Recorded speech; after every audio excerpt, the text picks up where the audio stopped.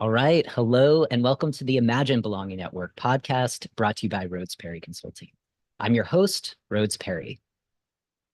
Last year, President Biden met with nearly all Fortune 500 CEOs, and he asked them, what do you need most? And their response was unequivocal. They said that they needed a better educated workforce. And despite expressing that desire to the president, the group wasn't entirely candid with him.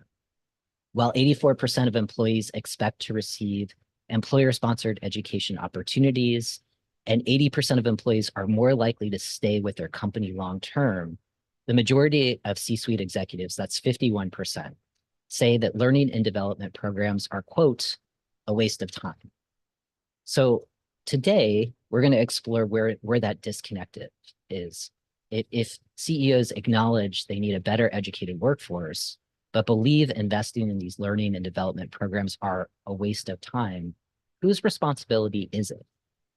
So as all things related to building work cultures of safety, trust, and belonging, there's nuance to this answer. While C-suite executives are responsible for investing in educating their current workforce, upskilling them to prepare for the future of work, our education system, which includes primary, secondary, vocational, higher education, and so many other institutions, they also play a critical role in equipping younger generations of leaders with the knowledge, skills, and confidence to inspire and lead across differences in what will be a majority-minority workforce. So when it comes to building the necessary skills to lead across differences in the workplace, the education system is challenged right now. Currently, legislators in many states like Florida, Oklahoma, Texas, South Dakota, the list goes on. They're banning US classrooms from teaching critical race theory, designing LGBTQ plus inclusive curricula, and reading literature that includes these topics. Prohibiting these teachers harms the next generation of executives from building the skills necessary to lead across differences. And just a little bit of context, since this legislation has taken root and has become laws in this country, here's what we already know about what's happening in classrooms. Over the past 5 years, school bullying targeting children and young adults, both on-site and virtually, has dramatically increased from 26% in 2019 to 40% in 2023. The social skills students use to regulate emotions, collaborate across differences, and resolve conflict have regressed, and emergency rooms are unable to sustain the surge in students seeking emergency psychiatric care due to bullying and exclusion. So in past workshops like Budget for Belonging, our community has recognized the C-suite's responsibility for educating the current workforce. And today, I'm so excited to introduce you all to Rebecca Kling, who is the author of the Educator's Handbook. Together, we're going to be exploring the responsibility the US education system also plays in equipping future generations with necessary leadership skills to inspire teams that span different identities and backgrounds. So for folks that are not familiar with Rebecca, I'm excited that you will become familiar with her. She is also an educator, an organizer, a storyteller, and advocate for social change. She served as the community storyteller, advocate, and director of education programming at the National Center for Trans Equality. That's where we met, I think, about 15 years ago. And she's also the co-founder of Better World Collaborative, which is a social impact consulting firm working to combat the recent flood of anti-trans legislation. So together, our conversation is here to support you all, inclusive leaders, visionaries, change makers, DEIB professionals, and social justice champions, all of all backgrounds and identities, as we imagine and build a better educated workforce. So now the moment that you've been waiting for, the reason why you're here, Rebecca, welcome to the show. I'm really excited to connect with you. Thank you so much. It's a pleasure to be here. It's great to catch up and spend some virtual time together. Yeah, I know. I guess the time isn't virtual. The location is virtual. The location is happening kind of somewhere in the cloud, right? And it's really great. It's really great to see you and really to see what you've been up to literally for like the past 15 years, right? You made a, you've achieved a major milestone, which is writing a book and publishing it and getting it out into the world. And that's the Advocate's Educator Handbook. And I'm really, really excited to talk more about that with you. You have so much to share. And what I'd like to do, just to get things started is to really make that connection between whose responsibility is this? We have the majority of Fortune 500 CEOs kind of pointing to the US education system, and there might be some finger pointing kind of going the other direction when it comes to inclusive leadership skills. And so that's where I wanted to start with you is, recognizing that 51% of CEOs in the US say that learning and development programs are, quote, a waste of time, despite their employees saying, yeah, we want this and we're likely to stick around if you offer this to us. Kind of what's your take on this? Knowing that most of your work is focused on the education side, with younger generations just, maybe just starting to enter the workplace. So really curious about your take and uh, maybe any kind of advice that you'd like to offer to those CEOs. Absolutely. I think that's a great place to start and really ties into a larger conversation about cultural responsibility that we're having right now, whether it's in education or in healthcare or in childcare and elder care. There are a lot of discussions happening in society that I would argue, unfortunately, turn around and place a lot of impetus or responsibility on individuals for things that in a society I would prefer to live in would be more communal or societal responsibilities. And I think the ongoing continuation of COVID is a really great parallel in terms of we have all of these possible systems that we could be doing things like investing in better air filtration and air qualities in public spaces like schools and libraries, or making sure that everyone has sick leave, or making sure that there's accessible and freely available healthcare for all. But we just haven't done those things and have said, instead, we've said things like, you need to test as an individual, you need to isolate as an individual, you need to track your temperature and track your symptoms as an individual. And I see a lot of parallels there with everyone wanting it to be someone else's responsibility to teach our population. That often you hear parents or communities saying that there are things that should be taught in school that historically have not been school focused things in terms of home life or economics or things like that. And or if they were in school, they were sort of problematically in school, like home ec classes that were very gendered or might be very reductive. And then you have companies and CEOs and corporations who are saying, well, we don't necessarily want to do this training, but particularly if it's job specific or industry specific, I don't know that that's the responsibility of schools and education systems. You also then have a larger cultural conversation of how do we talk about diversity in a way that builds a more just and equitable society. There's a portion of the population, a very loud and vocal portion of the population, who disagrees with that premise to begin with, who doesn't think we should necessarily have a more just and diverse society. And so the possibility of teaching that in schools is going to be inherently offensive, or they're going to object to, they're going to find it objectionable.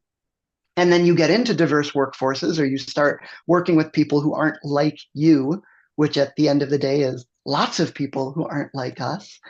And there's workplace conflict, or there's unintentional, whether it's microaggressions or macroaggressions. And there are all sorts of ways that everyone wants to point the responsibility to someone else, and no one is really willing to say, yes, this is the place for that learning. And these are really difficult questions. When I think we saw after the murder of George Floyd and in the summer of 2020 of lots of corporations trying to enter into that conversation, some more successfully than others. And now a lot of them are sort of trying to backpedal and say, well, maybe we don't actually want to talk about race that much at work, or we don't want to talk about racism and structural inequity at work. And the reality is, as you said, employees, because employees are humans, want to be in communities, including work communities, where there is more engagement and more education and more knowledge sharing and more communal attitudes and structures. But those aren't necessarily things that directly translate to the bottom line in a one-to-one way. There's certainly good data that they more broadly help workforces and help industries. But it's not as simple as saying, well, if we do this training, we're going to see our revenue go up by 5%. And if we don't do the training, we're going to see it go down by 5%. So I would very much like to see these conversations around things like race and gender and class and immigration and economics and all of the different ways that we are similar and different from each other. I feel like the education system, particularly public education, is absolutely the place to have those conversations. They often just aren't happening. And so then you have, well, if the reality is that we have a workforce that doesn't necessarily know how these issues connect to their identities or the identities of their coworkers, and doesn't necessarily understand how to behave with people who aren't like them in a workforce, then it does fall on corporations or companies or CEOs to say, well, yes, maybe we would prefer these conversations to be happening elsewhere, but they're just not. And is it better? I would argue that it is better to have them take place in the workforce than not.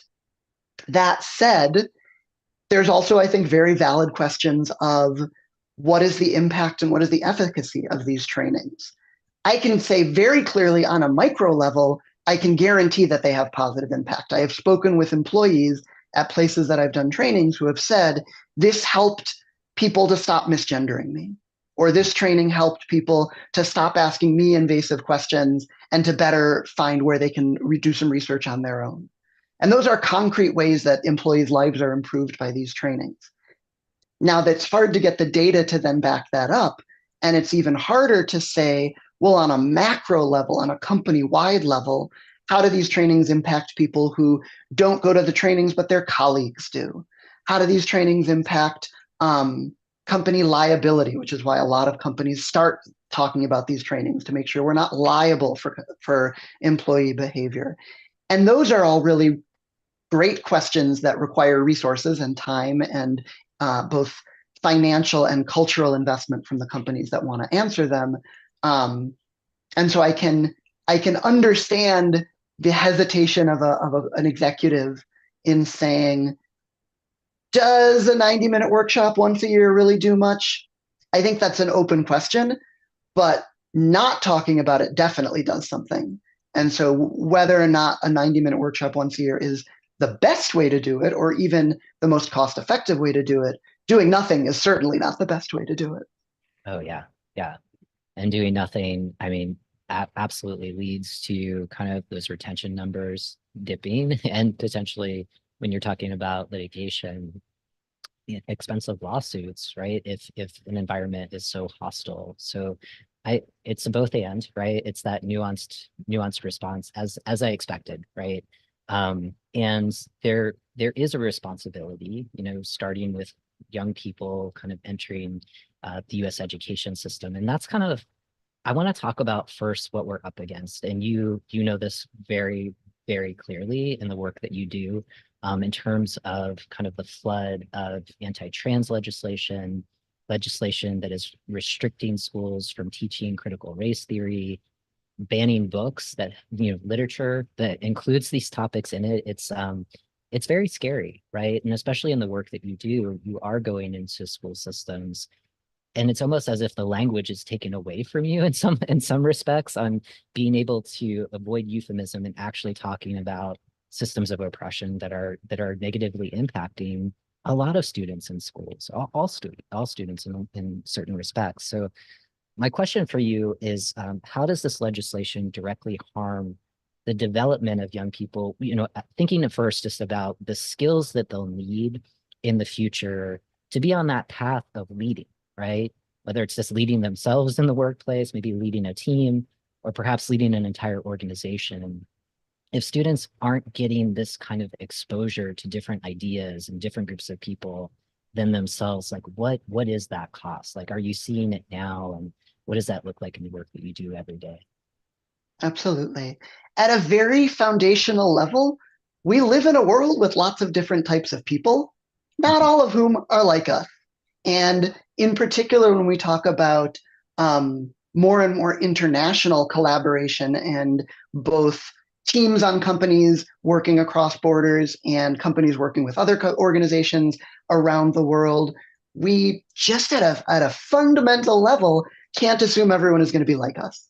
And so unless we're talking about ways that other people think about language and identity and gender and class and priorities and what it means to be even something as simple as something like profitable or return on investment, those are all cultural definitions as well as economic or business definitions.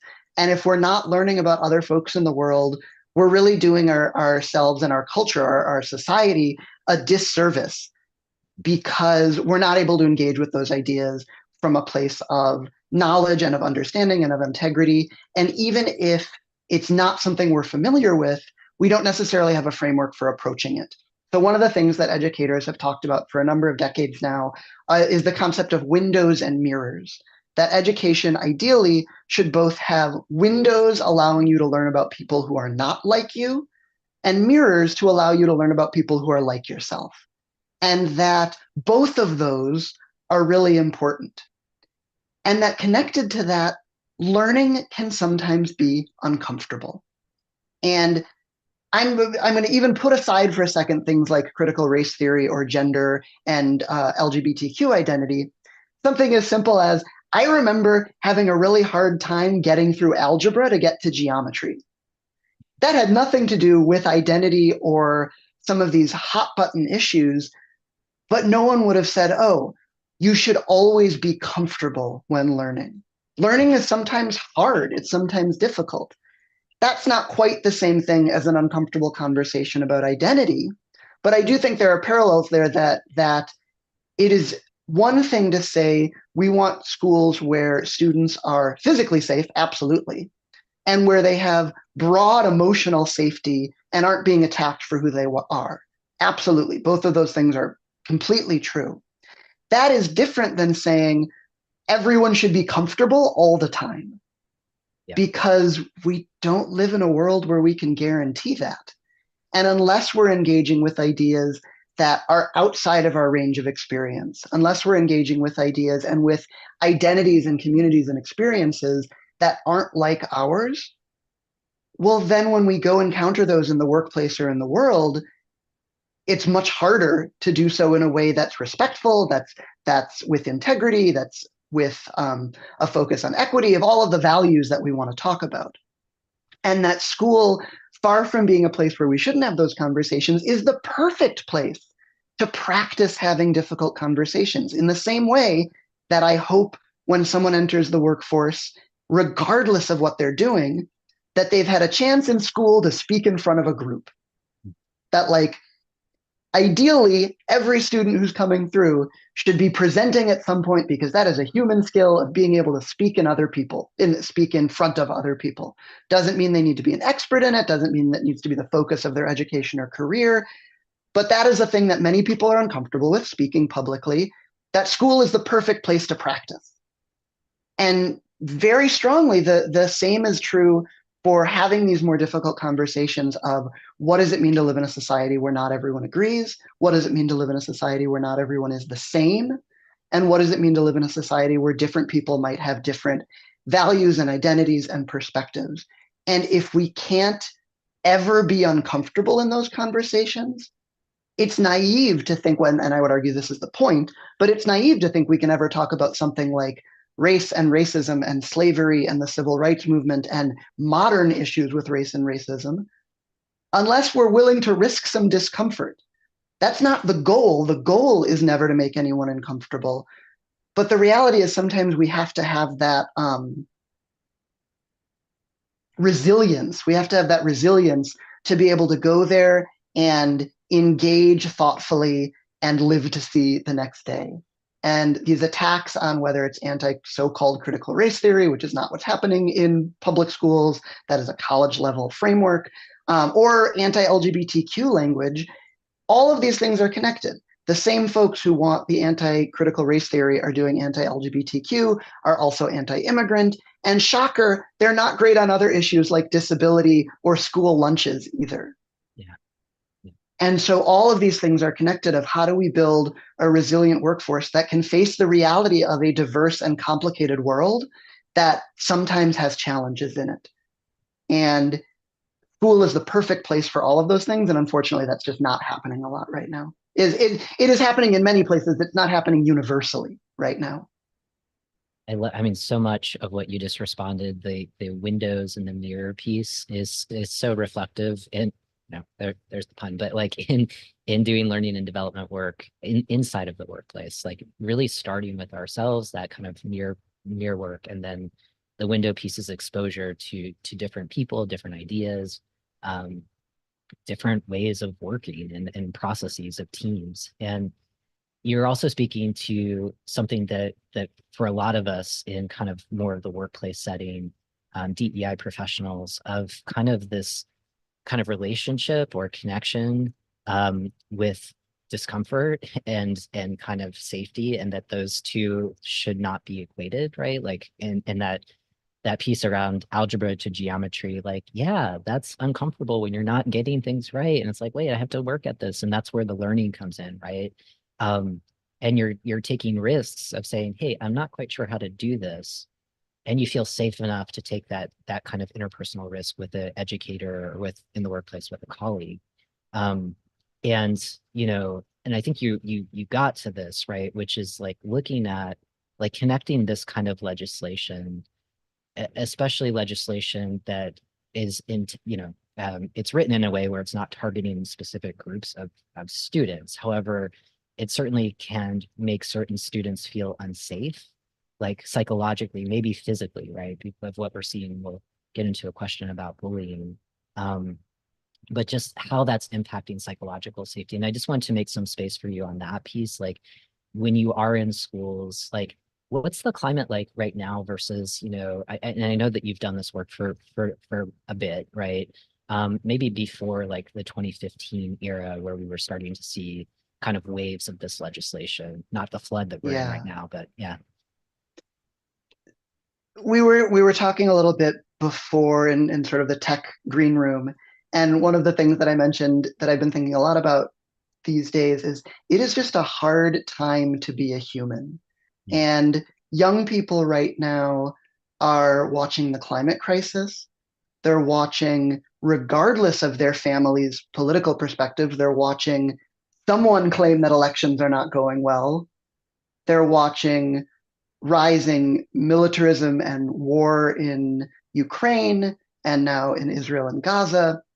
They're watching corporations and so-called corporate leaders like Elon Musk totally lose sight of reality, and they're bringing all of that to school. Those are all of things that they're feeling in their bodies, whether or not they're thinking about them every day. And so, of course, they are less resilient or less ready to be uncomfortable. And in some ways, there's a glass half full way to look at that. And the glass half full way to look at that is I think we would all agree stop crying or I'll give you something to cry about is not a good approach to discipline. At the same time, there are many students or many young people who have unintentionally, with the best of intentions from the adults in their life, really conflated the idea of what you just said of uncomfortable with unsafe. And the idea that anytime I am uncomfortable, it must mean I'm also unsafe. And that's a really nuanced and difficult thing to piece apart that I don't pretend to always be able to do as an adult. But helping young people, I have a colleague who talks about trying on being uncomfortable, that none of us are comfortable 24/7. And sometimes we have to try on or take turns being uncomfortable. Again, not because that's a goal, but because engaging in the world we live in has a lot of scary stuff going on right now. And young people feel that and see that. On top of which, COVID and the necessity of remote learning, and I want to be crystal clear that I think remote learning was the better trade-off than dead children in schools, that like I do think the remote learning push in 2020 was the correct thing to do. And also the price of that has been a huge setback for young people and for students who didn't have that in-person learning. And that also is a really hard thing that, again, people of all ages, including adults, but particularly young people, are grappling with. And so to come into 2024, where we've now had close to a decade of this really rising drumbeat of anti-LGBT legislation. Lots of folks think of sort of the modern kickoff in 2015, 2016 with HB2 in North Carolina. And then every year since then, we've just had more and more and more anti-LGBT legislation. And ACLU right now, there are a bunch of different legislative trackers out there. They're all slightly different because how you define anti-LGBTQ, does that include education restrictions that don't explicitly say anti-LGBTQ? Like there's some subjectivity there. But ACLU is tracking 478 bills. Other organizations are tracking similarly large numbers, even if the exact number is different. And I should say the vast majority of those bills fail. This is not a winning electoral issue. We're seeing with pushbacks against folks like Moms with Liberty or Moms for Liberty, these are not issues that win at the polls, and they're not issues that hold up really well legislatively, but they are issues that this group that's very loud and very organized is pushing. And one of the things that we know from survey data and from research is that, and I think this again is not surprising in the connected world we live in, that even if anti-LGBT legislation isn't being introduced in your state, that energy and that feeling crosses state lines. And so we're seeing in surveys by folks like the Trevor Project or GLSEN that absolutely LGBT youth mental health has taken a hit across the board, especially, but not only in states where there's anti-LGBT legislation being introduced. Similarly, there was just an article released yesterday in the Washington Post talking about in state that they analyzed FBI hate crime reporting and found that in states with laws targeting LGBTQ issues, school hate crimes quadrupled. So you see a fourfold increase in these places where there is anti-LGBTQ legislation. And even where there's not, you're still seeing a mental health impact. Because how could you not? This rhetoric, this legislation, this one of the folks we talked to for the book called it legislative bullying. Of course, that's not, even if the bill fails, even if it's not in my state, of course I'm going to still feel that. And I got to say, as an adult living in Chicago, I am very lucky as a trans person living in Chicago to live in a city and a state with a lot of protections. I still feel scary stuff's going on in Indiana, scary stuff's going on in Oklahoma, scary stuff's going on in Wisconsin. And I'm not to pretend that Illinois is perfect or that nothing scary is happening here. It's just not going to pass. I'm confident of that. So yeah, there's a lot on students' minds. I want to pause there and give you a chance if you have any questions, and then I do want to give a little more hope and silver lining. Oh yes, yeah. That's we're going in that direction, and you were talking about kind of the rise in violence as a result of these bills, and sometimes bills that become laws. Emergency rooms. I was reading some of the stats earlier in the intro, unable to sustain the surge in students seeking emergency psychiatric care due to bullying and exclusion. And this piece that I want to get into that you kind of talked about already is the social skills students use to regulate those big emotions, right? Collaborating across differences and resolving conflict, they've all regressed, right? And so on that piece, like on the social and emotional learning piece, how, when we think about that impact now, obviously it's having an impact of just learning the basics, like you were talking about algebra and geometry, right? Like just kind of getting through the curriculum to kind of do whatever comes next after, secondary school for students. And, you've published the Advocate Educator's Handbook, to equip teachers in a way to try to bridge some of these gaps if the curriculum itself is unable to do that. Just trying to recognize what students are going through and speaking to this current cultural, political moment that young people are living through just like us, and trying to provide support that isn't necessarily built into the school itself. So I'm curious, like with the book that you put out, does that kind of help educators, with these pieces? And the reason why I'm asking on this podcast is because we obviously know like these young people are future generations, some of whom will be leading. and lacking those social and emotional skills, that scares me. In the work that I do of trying to equip people that want to, right, want to lead inclusively and kind of have robust social and emotional skills already. I worry about kind of that next generation of folks I'll be working with of like, what is that going to be like? And my hope is the work that you do kind of helps bridge some of that. So talk to us a little bit about the book and this piece of it, which Absolutely. So the book I wrote with my co-author Vanessa Ford, who was a classroom teacher for 15 years and is the parent of a trans kiddo, and we met through advocacy work when we both lived in DC. And she reached out to me to work with her as a co-author because we're friends, we've collaborated before, and she wanted to make sure that there was a trans voice and a trans perspective. And the framework that she brought to the table, she talks a lot about bucketing, that ideally a lot of things would be happening in parallel at the same time, but that we live in linear time and sometimes you got to put one thing before the other. And so the way that she talks about a lot of the tools are, and this is the framework of the book itself, are educate, and particularly in a school community, thinking about educating the adults more than the youth. That comes too, but in particular, thinking about educating adults and also thinking about educating more than classroom teachers. So, one of the things she speaks really well about is that janitorial staff may see things happening in a restroom that classroom teachers aren't. The bus staff are going to see things happening at pickup and drop off that classroom teachers aren't. Lunchroom staff may see bullying or behavior that classroom teachers aren't. So classroom teachers are critical, but it's not just that. And educating to make sure that there is some base level of knowledge. The next principle, so educate, is then affirm.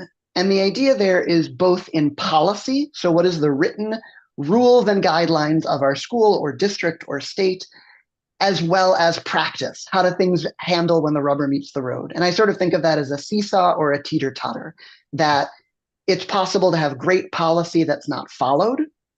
And it's possible to have amazing teachers doing wonderful jobs affirming in practice. But when a new teacher comes in, or a new principal comes in, or a new superintendent comes in, that gets thrown out the window because it wasn't written down in policy. So this balance between affirming policy and affirming practice. The third principle is include in curriculum and culture. So both what kids are learning in classrooms as well as who's on posters in the hallway and what photos are on the website and how do we talk about our school community. And then the last part is disrupt.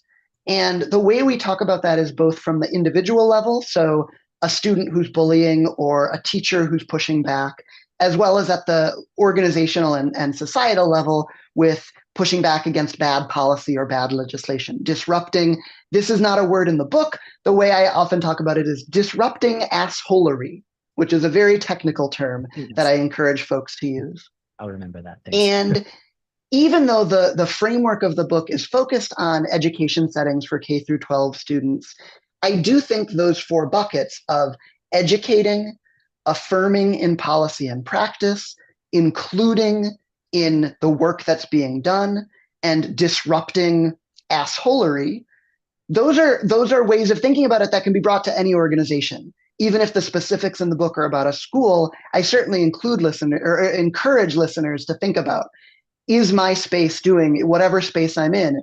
Are we educating ourselves? Are we affirming in policy and practice? Are we being inclusive in the actual way we're doing and talking about our work? And then are we disrupting jerks? Are we pushing back? And folks can get, I'll use an example for myself. As someone who is currently able-bodied and who is white, I think a lot about how I can be allies and supporters of groups that I'm not a part of. So in this example, people of color and folks with disabilities. And I think there's an understandable fear of wanting all of the knowledge before ever saying anything. And what I've tried to challenge myself to do more is to say, hey, I'm not an expert, but that doesn't seem quite right. That thing you just said, that policy we have, that way we're approaching this question, that structure of the problem we're addressing. And understandably, particularly in a workplace setting where it can be really scary to say, I don't know, it also can feel like you're taking on extra work to say, hey, I'm not sure about this, but we got to dig into this a little deeper. I would really encourage people to take that risk, and knowing that it is a risk. And sometimes the answer is, I'm going to stick my neck out unnecessarily. But I would so rather err on the side of being in solidarity and allyship with groups that I care about, and experiences and people who are in my life, than stay quiet and not take that risk, but also guarantee that I'm not going to say anything and not going to move anything forward. And so when it comes specifically to talking about LGBTQ folks, I definitely hope that listeners and viewers will challenge themselves to become more educated. And I am biased for our book. We have a great glossary that we spent a lot of time working on so that I never have to write another glossary. That's not true. Language changes all the time. I'm going to have to write another one. But at least if folks are curious, we certainly have, even if it's education focused, we have lots of material we hope will be accessible and interesting to all readers. But if you know you need more knowledge, go do it. But don't let that lack of knowledge be an excuse to not stick up for the values that you have. And that I would much rather try to advocate and get feedback that I didn't do it quite right than sit at home and say, shoot, I really wish I'd said something about that. It's going to bother me. Yeah. Yeah. I really like that. And it kind of goes back to what you were saying before of like wearing the discomfort, and that we don't have to wear it all the time. And especially like in those acts of allyship, in those moments where it's like, that was not right. Like just to be willing to take that risk. And like you said, the instinct or the desire that I think a lot of us have is like, I need to have all of the knowledge to know that this is like foolproof. Like if I do this, nothing's going to come back my way of that I did it unskillful, da da da da da. And it's like we have to be okay with breaking the silence, potentially doing it messy, making mistakes, rather than just being complicit in it. And I think that that's so valuable. And as you're talking about your book too, it's similar to like frameworks like Fumbling Towards Repair, which is basically a resource designed for community advocates, facilitators, right? And so much of what's in that book is a really great framework for repairing conflict that I think in the workplace, I recommend it all the time. And I think your book, while obviously like targeting like legit educators and kind of school settings, I think it could be really, really helpful for learning and development professionals, for all of us kind of in the DEI space, just to take a look at the framework that you have and see how it can transfer into the spaces that we find ourselves in. And I really like, I had the opportunity to look at that advanced reader copy, and I appreciate the glossary. I appreciate also the buckets that you look at, right? And that they are very different. Um, as we're kind of thinking about like future leaders, and you said that you have some of these kind of bright spots of hope to look forward to. The show is called Imagine Belonging, right? So it's very kind of like, what is this vision moving forward? And so I'm curious for you, Rebecca, like you think about your book, you wrote it, and books take on their own lives. You have given birth to this book, right? And I'm learning that. yeah, yeah. And it's like art too. People will, consume it and have sometimes different takes on what your intention was. And sometimes that reflection is like, whoa, you took that away from this book. Awesome. So I hope that happens to you in all of the good ways. I'm just curious, like, how you see the book maybe positively impacting younger generations because teachers are approaching their work differently, and how that could influence future leaders to do some of those things that are uncomfortable, and they don't have all the answers, but I'm going to take a right risk because it's better than doing nothing. Like, how do you see that shaping like future generations of leaders?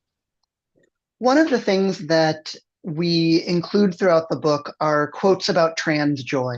And some of those are from young people we spoke with in our research for the book. Some of those are pulling from existing resources or articles that have been published elsewhere. And one of the things that consistently came up with all of the young people we spoke to is there are absolutely ways that they are joyful and that they're living amazing, amazing lives, whether or not, and often in spite of, what might be happening at school or what might be happening at the state house and in the legislature. And so, first and foremost, just imagining the world you want to exist. That a lot of the time, and I love the name Imagine Belonging, a lot of the time we understandably focus on those fears. We can't let this legislation pass because this will happen. We can't let this policy go into effect because this will happen. These are our fears. And what we encourage folks to do, both through thinking about trans joy in the book and also some of the work that my company, Better World Collaborative, does, is thinking about what is the world we do want to build? What does that look like? What types of adults do we have in that world?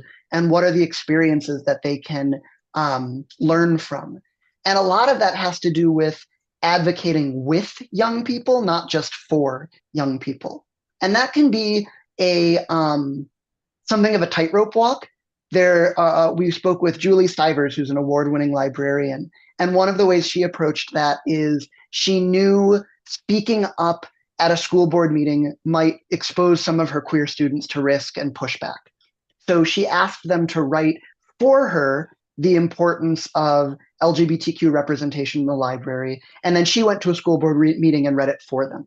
So that's an example of taking seriously some of those concerns and advocating both with, because it included their language, and for, because it was stepping into a place that they may not have felt comfortable stepping into. At the same time, there are more celebratory ways to push and to protest. And I was lucky enough about a year ago to go to DC to attend Trans Prom. And Trans Prom came out of a bunch of middle and high school trans youth from across the country who said, we want to do something fun. We want to do something that shows how awesome we are rather than simply thinking about how scary the opposition is. And it was this beautiful event that happened on the National Mall in DC outside the Capitol and allowed for celebration of trans identity and of trans youth. And so when we're thinking about reasons for optimism, the existence of things like that, of trans people and trans young people coming together to celebrate each other and to have fun, is so amazing. Similarly, something that gives me a lot of hope is that when I started doing this work, people would have heard of trans identity, but they would be much, much less familiar with actual living trans people. And it is much more likely these days for someone to say, oh, my neighbor or cousin or nephew or kid's teacher or dog walker or whomever is trans themselves. And there's much more firsthand knowledge of trans people. I would argue that we still have a long way to go. Statistic from a couple years ago, a survey showed that fewer than half of Americans know an out trans person, and that this is a separate survey. Statisticians would say I'm not allowed to do what I'm about to do, but I think it's funny, so I'm going to do it anyway. Other surveys have showed that more than half of Americans think they've had a paranormal encounter. So it's possible more Americans think they've met a ghost than a trans person, which I think leaves out the important question, what if the ghost was trans? Yes. But I think more broadly, it shows that there is a lot of work still to do and that there is a lot of learning still to do. But it does give me hope that every time I have a conversation about this book, I learn more about the just broad network of trans folks and of the people who care about them, the people who care about us, the allies who maybe don't know yet. They're in that place of, I don't know how to speak up, but giving that permission to take a risk. There are so many people who are ready and willing to speak with and on our behalf. And that really is exciting and gives me cause for hope.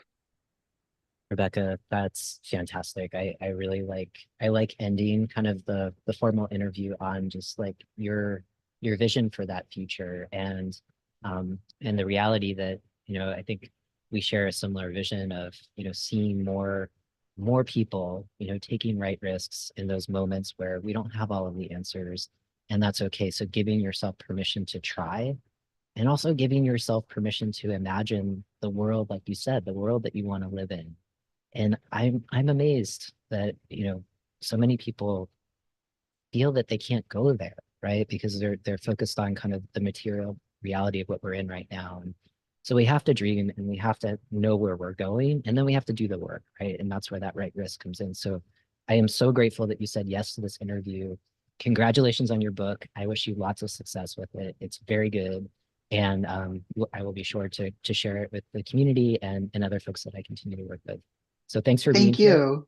Yeah, yeah. And for folks that are watching on any social media platforms, we're now ending the live stream. So thanks for being here. And if you want to connect with amazing thought leaders like Rebecca, check out our Belonging membership community where you get to chat with her one-on-one. So, and that's what we're about to do. So thanks for being here.